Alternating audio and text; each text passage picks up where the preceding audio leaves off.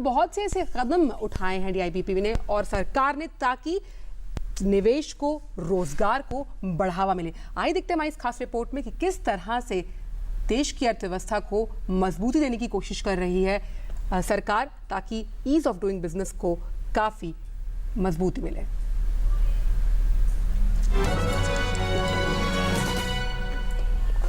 देशी और विदेशी कंपनियों द्वारा भारत में ही वस्तुओं के निर्माण पर जोर देने के लिए मेक इन इंडिया का आगाज प्रधानमंत्री नरेंद्र मोदी ने जोर शोर से किया।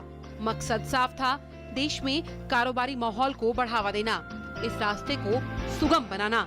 सरकार का उद्देश्य इंफ्रास्ट्रक्चर को सुधारने के साथ ही इनोवेशन को बढ़ावा देने पर भी है। इसके जरिए भारत को कारोबारी सुगमता में अगले 3 से 4 सालों में दुनिया के शीर्ष 30 देशों में स्थान दिलाने की कोशिश की जाएगी। सरकार और नीति आयोग इस पर तेजी से काम कर रहे हैं। आइए जानते हैं कि आखिर व्यापार करने को आसान बनाने के लिए क्या कुछ कदम उठाए गए हैं। उद्योग लगाने के लिए लाइसेंसिंग की प्रक्रिया को ऑनलाइन किया गया है। अब ये सेवाएं अब ई-बिज़ वेबसाइट पर उपलब्ध मिलेंगी। आवेदन करने वाले फॉर्म का सरलीकरण किया गया है ताकि आवेदक को परेशानी न उठानी पड़े। लाइसेंस की वैधता को भी बढ़ाकर 2 वर्ष से 4 वर्ष कर दिया गया है। अक्सर नया बिजनेस खोलने पर बार बार सवाल पूछे जाते हैं, इसीलिए DIPP ने ऐसे प्रश्नों की एक सूची भी तैयार की है। निवेशकों के मार्गदर्शन के लिए इन्वेस्ट इंडिया के तहत निवेशक सुविधा केंद्र का गठन भी किया गया है। व्यापार खड़ा करने में दिक्कत ना हो, इसलिए अब नए बिजली कनेक्शन भी आसानी से मिल जाएंगे। रक्षा से लेकर फार्मा तक FDI नीति को सरल बना दिया गया है।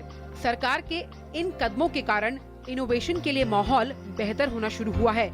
युवा नए कारोबार शुरू करने के लिए प्रेरित हो रहे हैं। मकसद है कि भारत कारोबार करने के लिहाज से बेहद सुगम और अत्यंत साधारण स्थान बने। कारोबारी सुगमता में भारत ने 12 पायदान की छलांग लगाई। बैंकरप्सी कानून और राष्ट्रीय कंपनी कानून ट्रिब्यूनल बनाए जाने से काफी मदद मिली है।